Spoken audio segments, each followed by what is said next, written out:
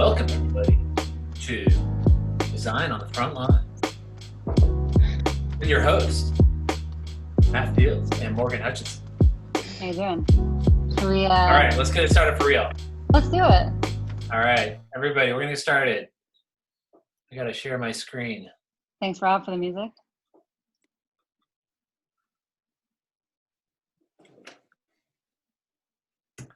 All right, I think it's time to go. Stand by.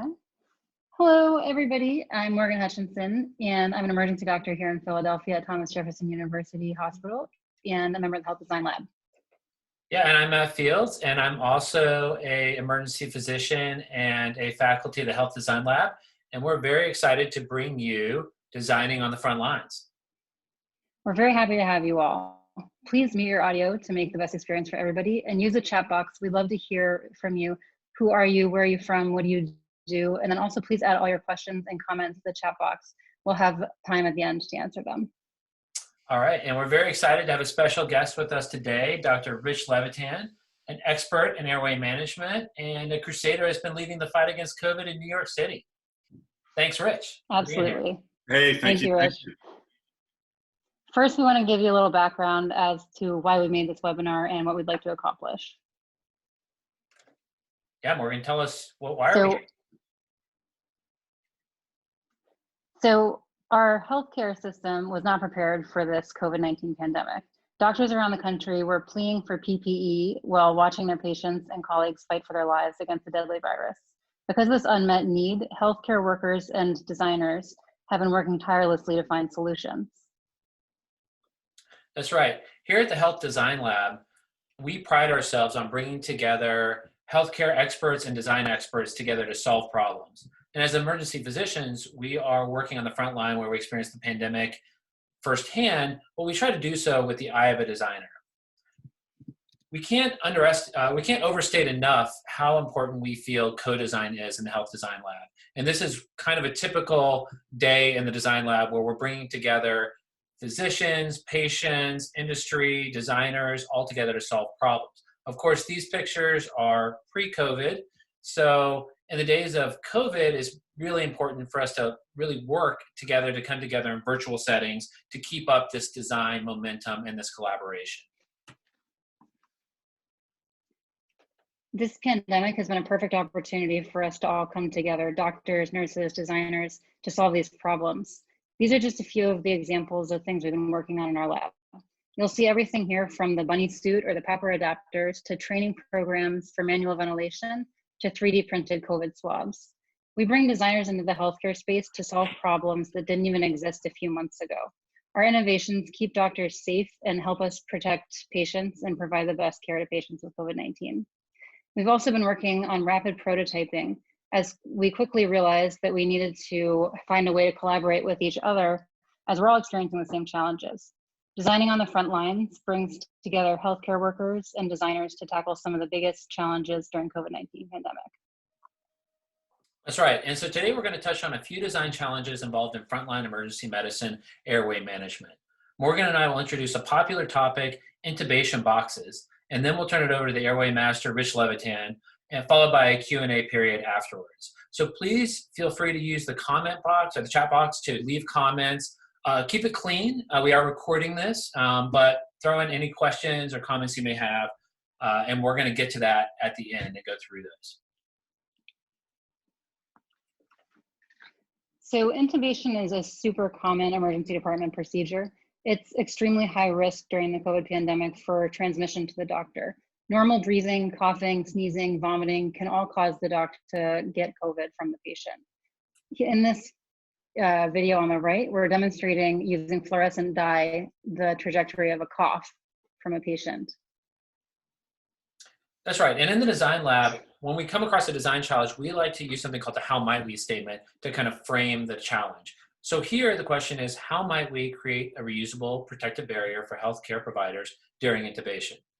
So Morgan, how might we do this? Great question, Matt. So a great design tool that we often use is trying to see how other industries have solved similar problems. Slide. So Little think about the sneeze guard. The sneeze guard was invented back in the 1950s in the restaurant industry. This basically solves the same problem, how to keep respiratory particles off of food.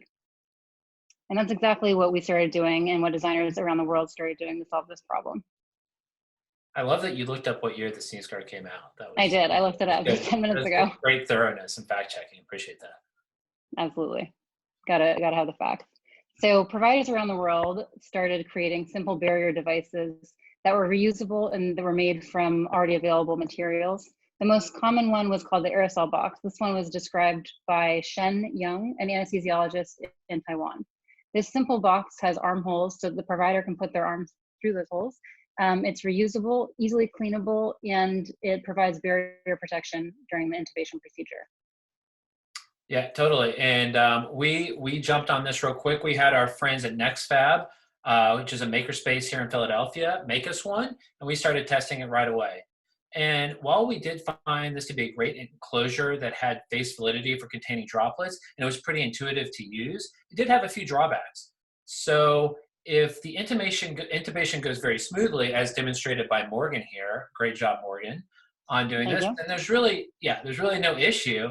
But in the event of a difficult intubation, or if the person intubating isn't very good, maybe like myself or like Banku, then this thing can be a problem. You can't pick it up and move it out of the way to troubleshoot. It inhibits your maneuverability. It's almost kind of like also an extra cognitive stress sometimes when you need to troubleshoot.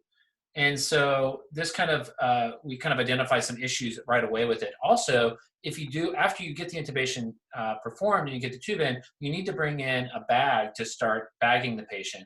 And sometimes that was issues with the lid of the box creating a height restriction. And finally, a lot of times we like to do something called ramping patients, where you actually lift up the patient's head because they have a difficult airway. And the height of the holes or the height of the lid sometimes provided a restriction in doing this.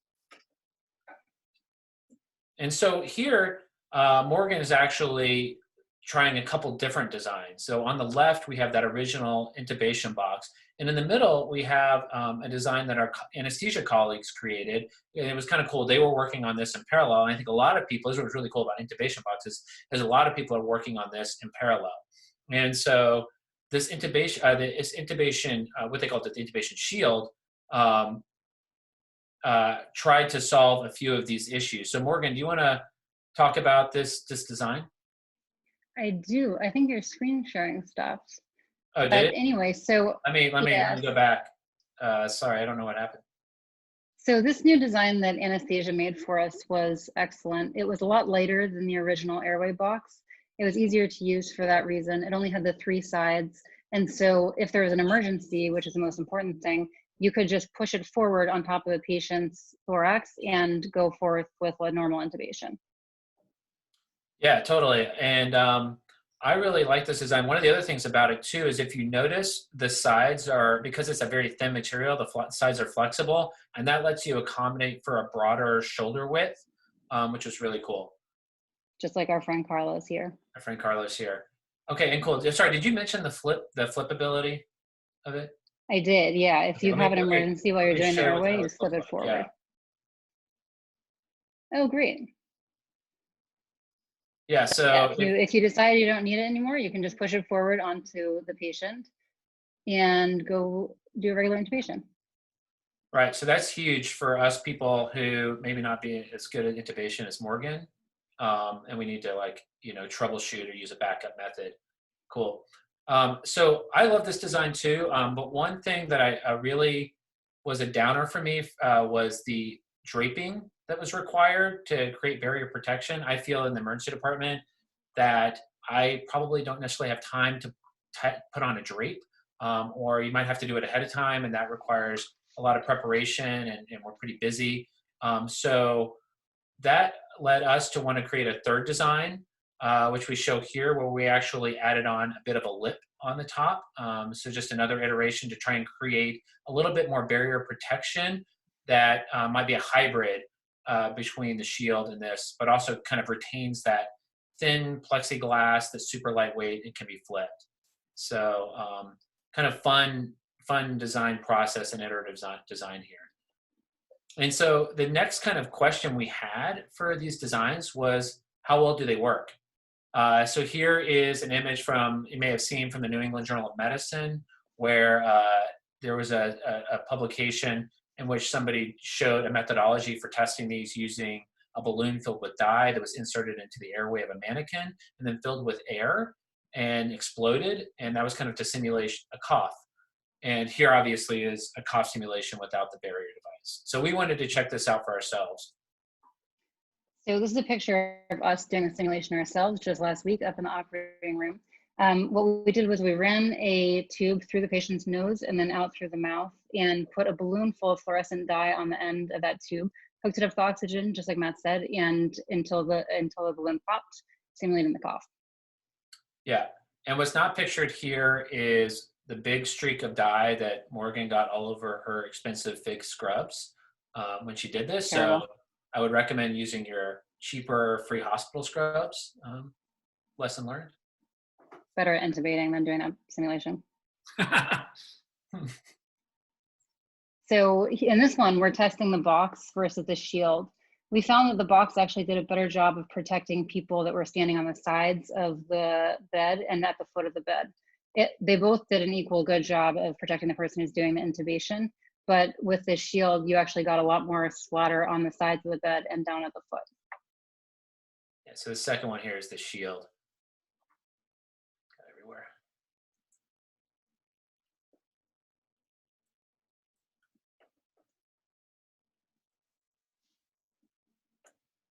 So I've seen a lot of designs out there, and that's what, again, what's so cool about these intubation shields are people are coming up with really creative solutions everywhere. This design was from a friend, Tony Sackstetter from the Cover Aid PHL group here in Philadelphia. And it's a cool approach, different approach, an inflatable design that creates an enclosure. So really good protection, lightweight. One issue that we may have with this is, again, that needing to reach in, troubleshoot, or have height issues. But I know that I haven't personally tested this, but he's got some good feedback on this design. And there are a lot of other cool designs out there that are using kind of more rigid frameworks with draping over it. And then some people are using a drape only approach and a glide scope technique. So I think different people have come up with different solutions. And I think solutions also may be kind of relevant to the setting. Shout out to our fellow Michelle for modeling in that picture. I know she let me take the photo and put the intubation cover on it, but she wouldn't let me intubate her. I was so disappointed. I think she saw what happened to the mannequin. Yeah. Okay. I probably wouldn't let me intubate me also. So fair enough. All right. So in conclusion, some considerations for intubation barriers and some ongoing questions that I think are important as we as like healthcare providers and designers try to work together on creating the best solution is thinking obviously about the weight of these boxes or shields, the height of them, as height seems to be important. Also armhole size. This was a design that was sent to us, which looked really good, but they cut the armholes way too small. I could barely fit my arms into it. So that's important to think about. Also, a lot of designs have incorporated portholes on the sides so that people can reach in and perform, like the respiratory therapist can, adjust the tube and fix the tube. Also thinking about what kind of stretcher you're using. Is this in the ICU, the emergency department, or the operating room? They have different stretcher sizes. And your patient population, the patient population in Taiwan, it's a bit different than perhaps South Philadelphia. Whether you're using a drape, and then the cleanability of it. The more sides you have to it, the harder it is to clean. So the shield design was really easy to clean, 3 sides, whereas the box has more crevices we have to get into versus being disposable. And then kind of finally, the 800-pound gorilla in the room is what further research needs to be done to even show that this works. So we need to show that through research that we're decreasing COVID transmission, that this is a worthwhile pursuit. Certainly sneeze guards in restaurants help contain germs. So I would imagine that these barriers also help us contain germs for COVID, but it's important to show that with the research. Any other thoughts, Morgan? I think we should move on and introduce our special guest. Awesome. I completely agree. If anybody has any questions or thoughts, please put them in the chat box, and we're gonna touch on this and any questions from Rich's talk at the end. Awesome. Thank you for everybody who's put your comments and questions in the chat box. We're going to address all those at the end, and we really are excited to hear from all of you in the audience today. But without further ado, I'd like to introduce our friend Rich Levitan. Rich is an emergency doctor and a renowned airway expert. He's dedicated his career to mastering, improving, and teaching others the art of airway management. He's invented countless devices and techniques that are now commonly used to improve the way that we care for our patients. His most recent work has focused on airway management tools for patients with COVID-19. Rich, thank you so much for joining us. Hey, thank you for having me. So, just thinking about your last segment, I do want to point out there's another piece of this that is unique about COVID, and that is that our patients with COVID, their brains are normal, most of them that we see, that we intubate. Unlike most patients who we intubate who are in profound shock with hypoperfusion or acute hypoxia, so their brain isn't working right, or CO2 retention, which causes people to be narcotized, these people are crisp. And so thinking about all of these devices getting placed over people who are awake, alert, and appropriate when we're starting airway procedures, it's just a whole nother piece of this that until I started watching your designs, it didn't occur to me, like, what is the impact of that from the patient perspective that we're putting this over them? So just another thing to mention. Absolutely. But, there's a lot of things about COVID, obviously, that are rather interesting for me from a design perspective. And so I'm going to just start sharing my screen. And I live now, by the way, up in northern New Hampshire. So you're looking at my post and beam constructed house. I live up in the White Mountains at about 2,000 feet, and I went to New York for 10 days. So, the real experts are the folks on the front lines, particularly in the outer boroughs of, Brooklyn, Queens, and the Bronx, who took it hard during the pandemic surge. I was there for 10 days, right as it went down. And the amazing thing about it was just how awful, these people's chest x-rays looked, how terrible their oxygen saturations were. And yet they were on their cell phones. And that just was like nothing I'd ever seen. But from a design perspective, I'm going to switch to sharing my screen and just show you here my keynote presentation here. And oh, hang on. Do you guys have it? No.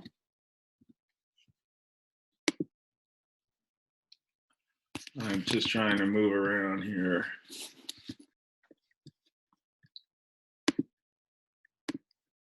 How about now?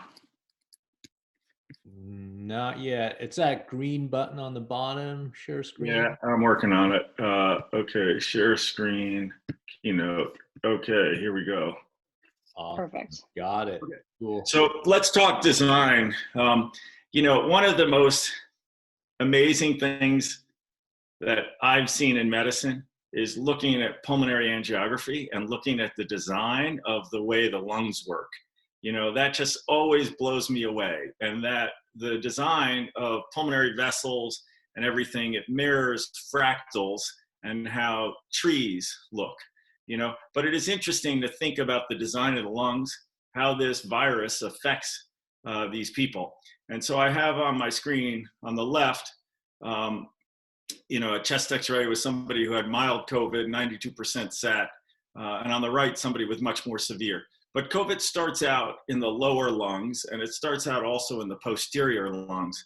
And, in hindsight, people who do not inflate their lower lungs and posterior lungs well are at highest risk for bad outcomes.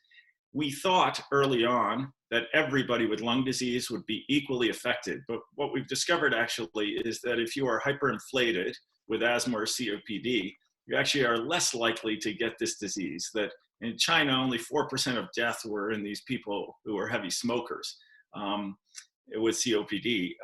And so it's weird that the disease basically attacks in the areas of lung where we see a lot of elderly with atelectasis and a lot of obese people with atelectasis. But this leads into this whole realization about proning. And positioning. So I have up here a picture just showing safe apnea in the morbidly obese. And this is all pre-COVID, but morbidly obese people do not have a long safe apnea time. What's interesting is when they're laying flat on their back, their safe apnea time after oxygenation is only 2 minutes. But if you tilt them, as shown on the left side, you actually go from 2 minutes to 3 minutes of safe apnea. Now, interestingly, when you bend them at their waist, you don't get the benefits of tilting them down. You get somewhere in the middle, and that's because the belly impedes the lower lung excursion. And I think that is actually why obese people don't do great in COVID, is because they simply can't expand their lower lungs. But getting to this, it brings up the question of proning. And proning is essentially a design solution to how to aerate, most of your lungs. And anything that runs fast, if you're a mammal, runs prone. So I've got a greyhound, I've got gazelles, I've got racehorses up top. And human beings in the highest aerobic activities on the planet put themselves into prone positions. I have climbed at altitude. I have not gone over the Alps and the Tour de France, but I've climbed at altitude. And in the past, I used to think that my bending over and breathing was just pausing and sort of balancing my load. Now I realize the benefit of proning. And the reason why all these animals are designed this way, why they run prone, has to do with what happens with the heart and the bulk of our lungs and where it is relative to our thorax. So I have here CAT scans, and this comes from a paper written by a guy who has pioneered the work in ARDS named Gattinoni. And Gattinoni actually has described the L and H type, the phenotypes that we're now commonly addressing or using in describing COVID. So this is the same Gattinoni who put out this paper recently on L and H types. Well, back in 2012, in 2002, he put out a paper on the value of proning in ARDS. And I took these images, and initially he just had them supine and then he had them prone, but he reversed the heart because, he just kind of flipped it over. And I modified it just to show you with the heart in the same location, how there is tremendous benefit. So if we go, to the top left to the bottom left image, when the heart goes from being upright to now being, on the sternum, and the patient is on their stomach in that prone position on the left side, what you see is more area of the lung is now black. And the same thing happens on the right side. So proning is a design solution, literally a design solution to working around how to best aerate the lungs. And it was amazing to me in New York City to have these people come in with pulse oxes of 50. And as I mentioned, because their saturations, I believe, have gotten slowly to that very, very low level, but it's taken days, and I think somewhere between 3 and 5 days, but it's taken days for them to get there, that they are awake, they're alert, they're on their cell phones with numbers that normally we don't ever, see anybody talking. So they get there slowly, and yet they get this advanced illness because of what I have started calling silent hypoxia. And, but it was amazing to me to have these people come in at 50, put nasal cannula on them, add a non-rebreather, and suddenly, their pulse ox is up in the 80s, but they are still tachycardic and they're still breathing fast. So patients come in generally with this disease, breathing at 30, 40 or more times per minute. When we add oxygen, their saturation goes up, but often their work of breathing doesn't. They are still breathing quickly. Now, many of them don't subjectively feel that, but when you look up at a respiratory rate of 35 or 40, that's not normal. And they're tachycardic also, generally, 110, 120s when they're really low on their oxygen saturations. And what we found was when we proned them, when we turned them onto their stomach with a combination of oxygen devices, what would happen is their respiratory rate would go down, their work of breathing would go down, their pulse would go down, and generally within, minutes to hours, you have a very good sense if you've made enough forward progress to avoid intubating them. And so I learned this, by the way, from Nick Caputo in the Bronx, from Ruben Strayer in Brooklyn, and from other ER docs. And Nick actually was kind enough and quite generous to throw me in as the last author on this paper that just published about 10 days ago in Academic Emergency Medicine on the value of awake proning. And, you know, this is the first time in human history that a large number of patients are being treated with awake proning as part of their therapy. Now, on the ICU side, proning has been commonly done in ARDS since that Gattinoni paper in 2002. So it's not a new concept there, but you know, a few beds in a hospital are specifically designed to help prone people. They're called proning beds or rota beds. But you know, even big centers only have a couple of them. And so now, you know, at Bellevue, you walk in, there's 150 patients in the ER, 30 something are intubated. They are all getting flipped over using what they called the burrito, which was just this wrap of sheets. And twice a day, they're flipping them. But all of the non-intubated patients with COVID pneumonia were also having this proning maneuvers as well as other positioning maneuvers. And Susie Bentley, who is out of Elmhurst, created a set of sort of positions for these patients, and it was published in both English and Spanish, and it included proning as well as right and left recumbency and sitting up in a chair.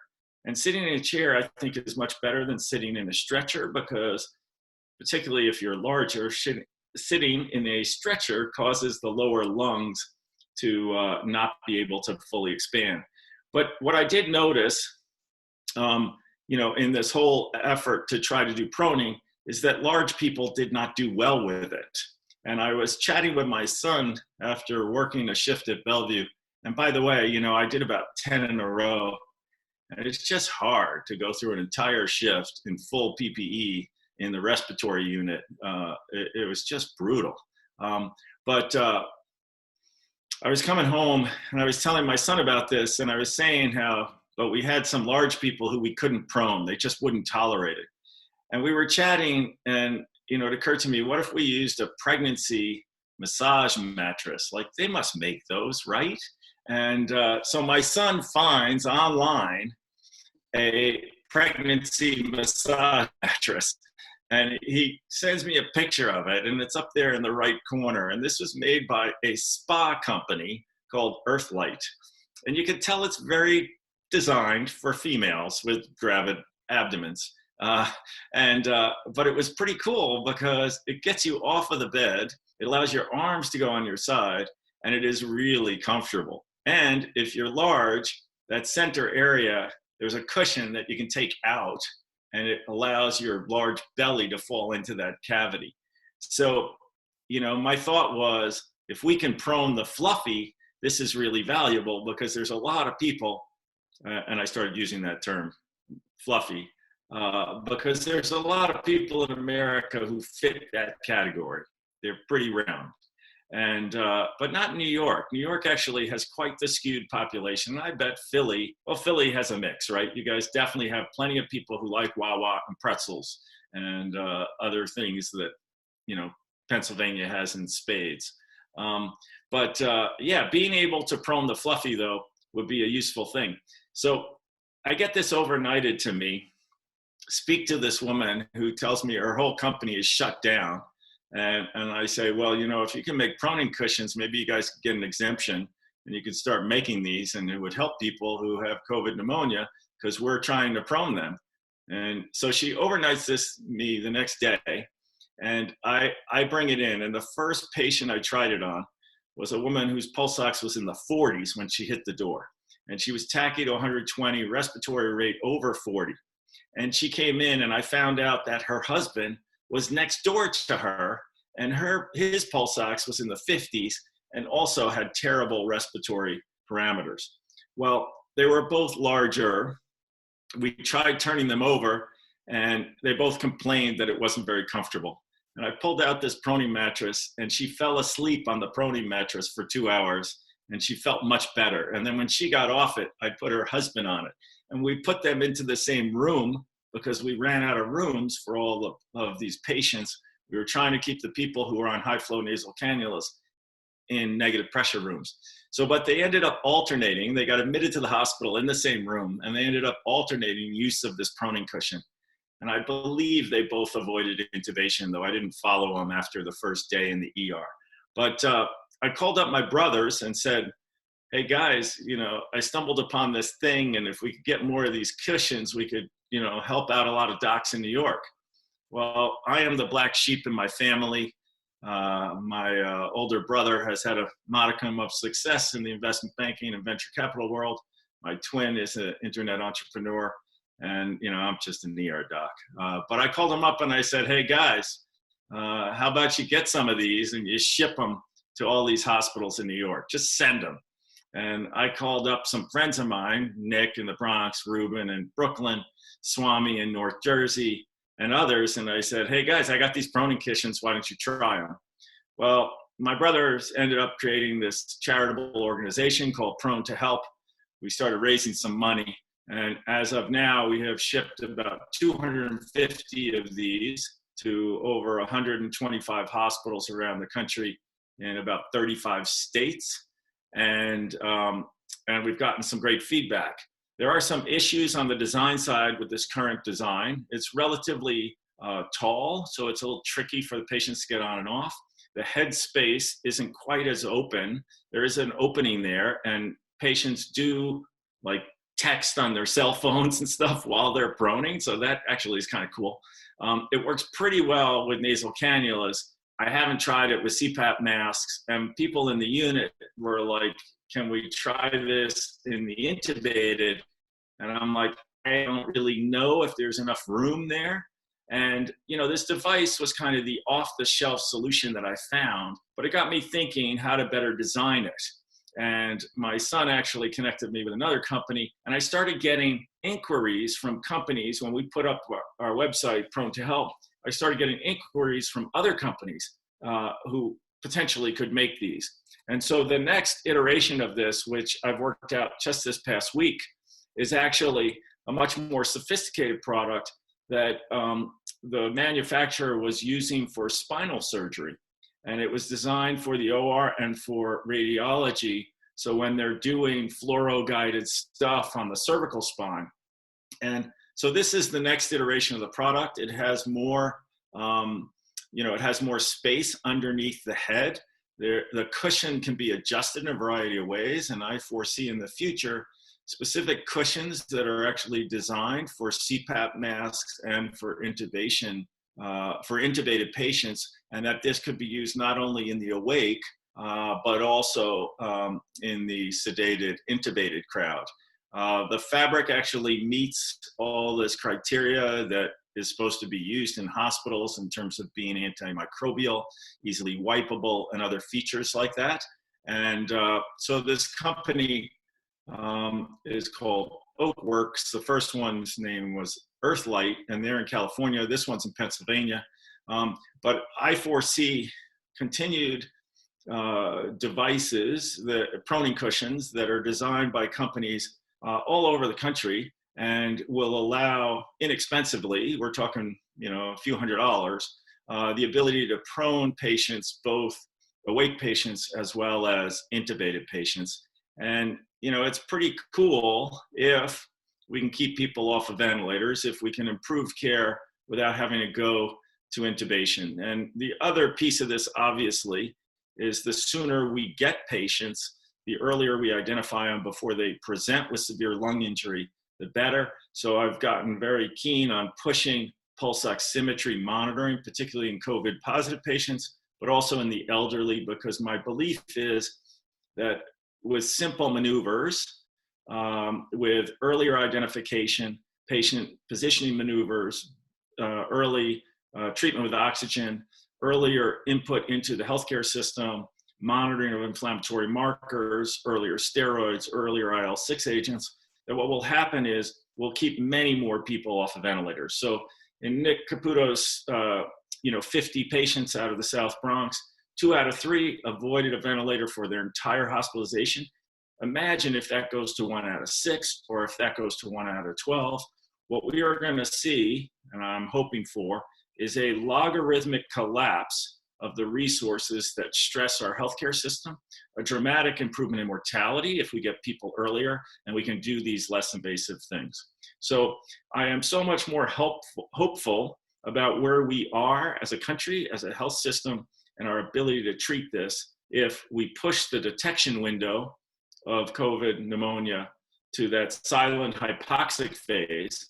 In the first few days of illness, we get more people whose pulse ox is in the 80s instead of in the 50s, people who haven't been sick for days, who don't have a huge amount of inflammation and already significant end organ injury. So it's really exciting. And I do believe, honestly, that we're getting a lot better at this. I reject the sort of nihilistic approach that you get this virus and it runs its course. You know, I think it's like any other disease in medicine. If you get it earlier, we're going to do better. And so that's my hope. And I think that proning and high flow nasal cannulas and other things, especially valuable. So, anyway, that's my story and I'm sticking to it. I do want to share with you a couple other images. One here just to tell you, and by the way, Prone to Help, if you are a healthcare provider, we are sending out these cushions free. So it's a charitable thing. You just tell us what hospital you want it at and we ship them. But here's a picture from New York City. I was kicked out of my brother's apartment. That first picture you showed was this New York Times story. But when I was kicked out of my brother's apartment, I was put up in a hotel, and free, by the way, from some hotel person who knew my brother. And they were very kind. And that black dot in the upper right corner of the screen is a bald eagle that is 44 stories above Central Park. And that was just freaking cool. So this thing came right in front of the window, swooping, actually just thoroughly amazing. So anyway, that's what I wanted to share with you. The last thing I wanted to mention, we were talking about pandemic playlists, and so I have one on my song on my pandemic playlist, and it's from Short Change Hero, a TV show called Strike Back, and anyway, the title of it is basically "This Ain't No Place," or "This Ain't No Place for No Heroes." So. I don't know if you guys have a pandemic playlist yet.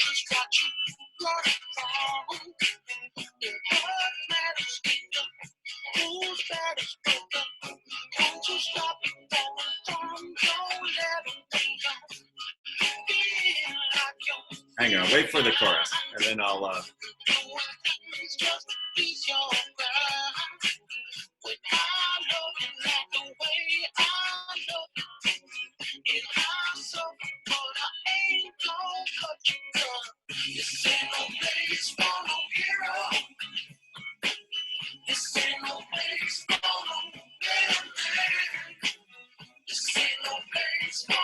Anyway, so that's my take on this.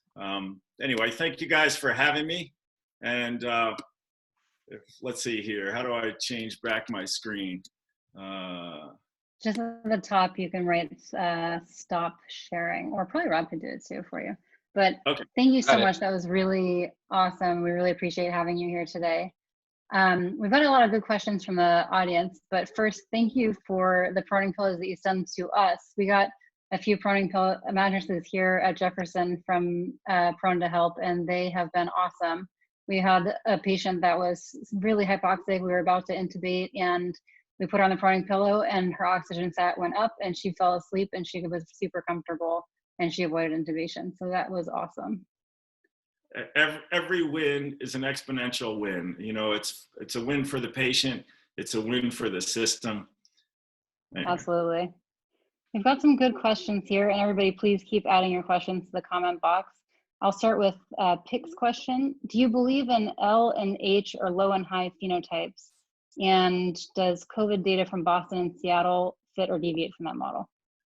So, you know, there is a lot about this disease that is complicated. There are way smarter people than me to answer this question too. But I do believe unlike Gattinoni's assertion that in L-type things are not recruitable, in my experience, the people who I would have thought are L-type, when you prone them, their oxygenation improves dramatically. So I think that argues against this notion that Gattinoni had, that these people in L phenotype, are not recruitable. I have seen when I've bagged them with a PEEP valve that their oxygenation goes up. I have seen a million times when I prone them, their oxygenation goes up. So I think as a general concept, the notion that you have a period of compliance followed by deterioration, stiff lungs, and much more difficulty ventilating them, I think fits with what my clinical observations are. But I'm not sure that the subsequent assertions about recruitability, the role of PEEP, and other things is true as Gattinoni has described it. And Josh Farkas, far brighter than me, Scott Weingart, the ICU docs out there who have been addressing this, I think have rightly questioned some of that aspects of Gattinoni's classifications. Awesome. Ask a dumb question. What is L type versus? So there is a L and H refers to low and high. It basically has to do with compliance. That that the early on in the disease, the lungs are still flexible; they're not stiff. So it's low resistance, high resistance, and correspondingly the reverse of compliance. So what you have are the early phase of this illness where the lungs are quite compliant. Patients are still breathing well enough. They are blowing off carbon dioxide effectively, and their lungs are not stiff. And Gattinoni believes the second stage of the disease, when you measure it out by CT scan, that the lungs actually are filled with fluid, the lungs have gotten stiff, and they no longer have this compliance that we see early on. So some people feel that once you get to the H type, that second stage, I think, however you describe that the need for intubation goes up dramatically because, in the nursing home players, I think at the height of the surge, a lot of patients who were brought in, the elderly, were brought in because they've been laying in a bed for a week or 10 days. They were already with stiff lungs, heavy lungs, and they had hypercarbia and elevated lactic acid, and they couldn't oxygenate. And that's what we see at the end of COVID pneumonia. Whereas at the beginning, you're losing alveoli, but your lungs are still flexible. You have a big right to left shunt, but you're able to breathe fast enough to blow off the CO2, and your lungs are still working. And the patients just gradually increase their respirations to accommodate and sort of handle this low oxygen. But, just to give you a sense of how crazy their blood gases are and how effective they are at blowing off CO2, I had one patient whose blood gas was 768, 1639. That's arterial. 39. But I've never seen in my clinical practice, other than in the high mountains. I used to work on Denali. I went to Peru and Bolivia with the military taking drugs and drawing blood gases at 22,000 feet. I've never seen blood gases like that. Severe respiratory alkalosis, blowing off CO2 effectively, coupled with ridiculously low, really low oxygen saturations. Absolutely. So this question I think we've talked about a lot. I think probably a lot of other emergency doctors have asked a lot. What about the role of proning patients that are discharged home? The patient that you discharge and you think there's a high risk they're going to come back the next day or in a few days and be worse. Do you tell that person to go home and sleep on their belly? Again, it's a matter of what they're comfortable with. I recently ordered a new bed, and it's called the Plank, and it's made by a company called Brooklyn Bedding. But I did a lot of research on bedding, and it turns out that, when you have these soft, cozy beds with the toppers that are like memory foam, that's well and good if you're a back sleeper. But if you're a stomach sleeper, it's better to have a firmer bed. But I think that the tolerance of proning is a function of body habitus, and particularly during sleep. And I think this is a huge unrecognized area of this illness, is during sleep, all of us naturally drop our oxygen levels. And if you have OSA, and males, by the way, have it much worse, the level of hypoxia during sleep is much worse in males than it is in females. That female hormones are protective, it seems like, from some of the worst aspects of OSA. It's not that women don't get OSA, but their oxygen saturation is not as severe. And so I wonder how much of this contributes. But getting back to this with proning, I think the most important thing to appreciate is we don't have a whole lot of data, but there is some, and somewhere between 8 and 15% of patients who are discharged with COVID will bounce back. In some studies I've heard from companies that make remote monitoring pulse oximetry, there's a company out of Ireland that's doing this, and there's some others that we're finding, maybe 1 in 10 actually bounce back. So in my ideal view of this, how we face this disease, I think everybody who goes home should have pulse oximetry monitoring, and everybody we diagnose in the ER with COVID should get monitored for 2 weeks. Out of Italy, a new friend of mine I met through the Twitterverse, Roberto Cosentini, he had 250 patients who they diagnosed with COVID in Emerge, half of whom had mild COVID pneumonia. He sent them all out with pulse oximeters. 5% came back. Nobody got intubated because they came in early. Nobody wound up on a ventilator, and no one died. So I think, how we monitor patients as an outpatient is important. Could proning help as an outpatient? Yeah, I think it could. But pulse oximetry, I think, is really critical. Great. So we've got a lot of non-medical people in the audience. In the last couple of questions, I think a lot of people have been asking to us and to others. So what other design challenges have you come across that are in need of innovation, especially for medical students? And then the second question, how would you encourage non-healthcare professionals and companies to get involved in contributing to needs during this pandemic?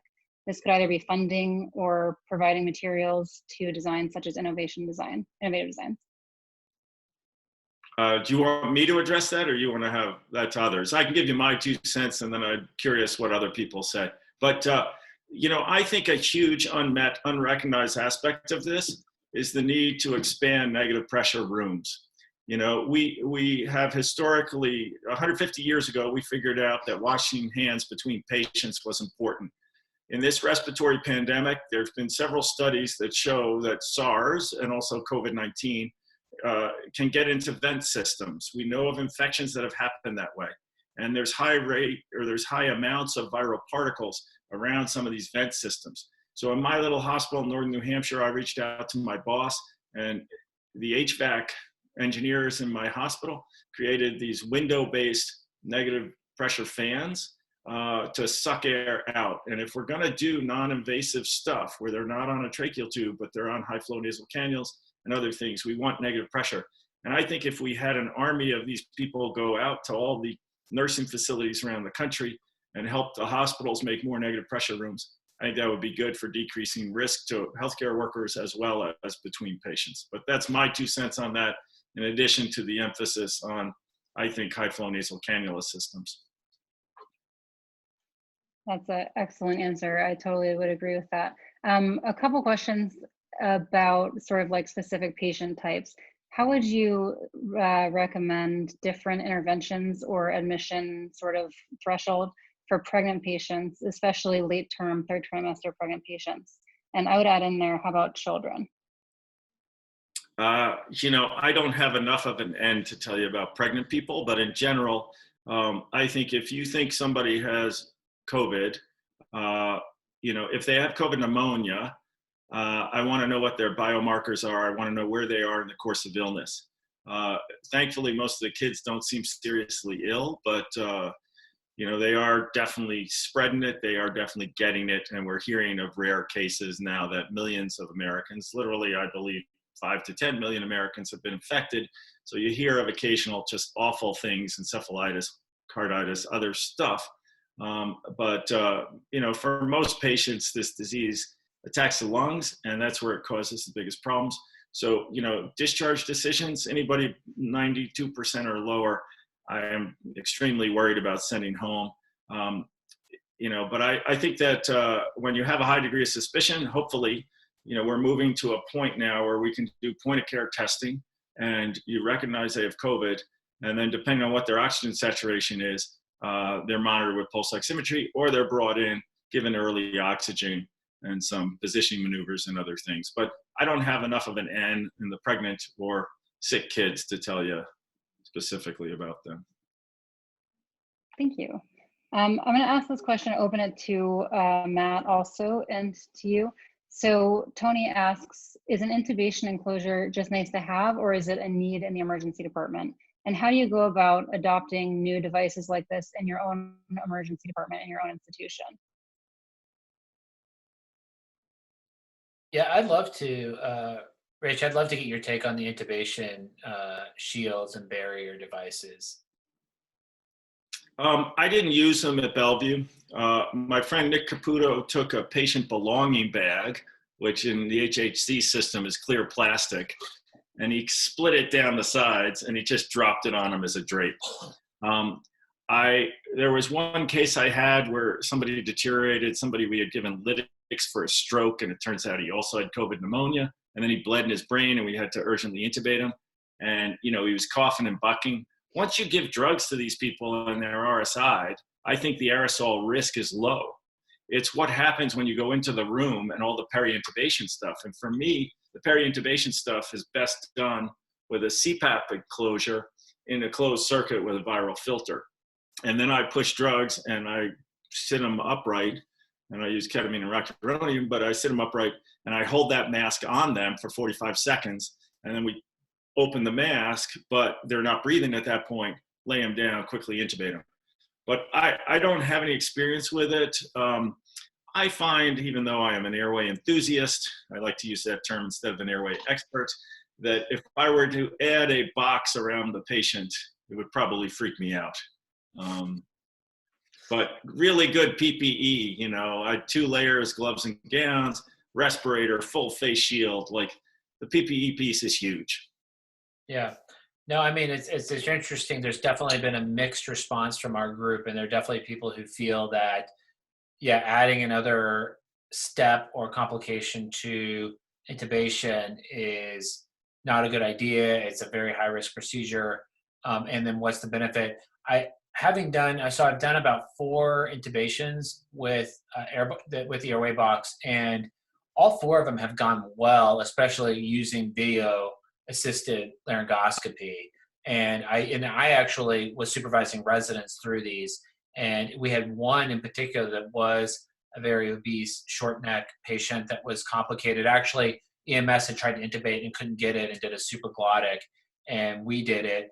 And that was the one case where I did find a lot of value in the shield, or we used a shield in that case, because the patient did vomit, and we had, after it was over, there was vomit on the shield. And we were able to do it very well with the supraglottic airway and Ibushi using the shield without any problem. I think the one thing we found is that the important step is getting in position to intubate first and then dropping the shield in right before. A lot of people I noticed would walk up to the shield, like put the shield on first, and then try to adjust their bodies to the shield or to the barrier, and not remember to adjust the bed height and do all the simple things you need to do to have a successful intubation. So that was kind of a key learning point. So I've kind of had mixed experience with it, but definitely a lot of people, don't see the value, and I completely agree. I think the original with the PPE argument is, I think if you have good PPE, and good PAPR and all that stuff, I'm not sure that it's going to change anything for you. I think originally the design was that we're running out of face shields, or running out of simple barrier protection. So, I think in that case I would want to have it, but otherwise, if I after having done it a while, I kind of agree with you. Like, if you have good PPE, I'm not 100% sure that it changes anything. And good RSI. Right, and good RSI, yeah. And the paralytic argument, completely agree with. You get the patient down and there's not that risk. Yeah, so. Totally. So we've So got a lot we're of, running out of, we've got a couple of more minutes left. And, one of our visions for having a session like this was really to connect the medical community who are on the front lines, who we do have needs. We're literally improvising as we go along and connecting us with folks outside in the design community and seeing if there are some connections that we can build. So I put my email on the chat room there. So we're hoping to do some more of these. So if you have some ideas that you want to cover, everything from how do we change the built environment to make hospitals safer. So if you don't have COVID and you're coming in, how do we protect you from not getting COVID, to personal protective equipment? Just let us know. We love to cover them. And I learned so much from just bothering Rich on the phone. I've been calling him and getting advice from him, and talking to other people that I'm seeing here. So we want to just keep these short and sweet, and really use these to maybe inspire some ideas in people and to make some connections. So thanks for joining. I'm going to hand it off to you, Morgan. absolutely. Thank you guys. This is an excellent group. I was just going to say as a last question. So we've got a few of our design students here, medical students who are interested in designing new products and services and new practices in medicine.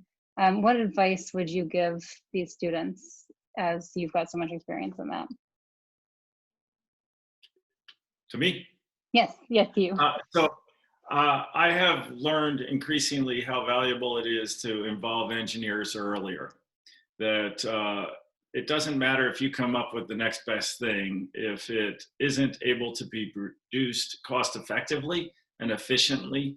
So, you want it not only to be better than a current product, or to, obviously address a need that the clinicians have, but it has to be designed in a manner that allows production at an appropriate cost. Because if it comes in at, multiples of a current product, it's never going to assume a priority unless it, is 10,000% better than the other product, and what you're treating, has incredible value. So I've learned the hard way that involving engineers earlier is really critical. It's not just about solving a problem, it's how you solve the problem that then can be manufactured in a manner that is cost effective and easy to produce and automated. Because ultimately it's not about the component expense, it's about the manufacturing expense. So the more insight you have about how things are produced, like the physical aspect, whether it is injection molded or extruded, or, we can go into 4 million different terms, but it really matters in a big way. Awesome. That's great advice. Thank you so much. We do have several engineers and designers on this call. Thank you guys so much for joining us. It's been a really incredible talk, and we're really happy to speak with you, Rich. Thank you so much. Thank you for having me. So like I said,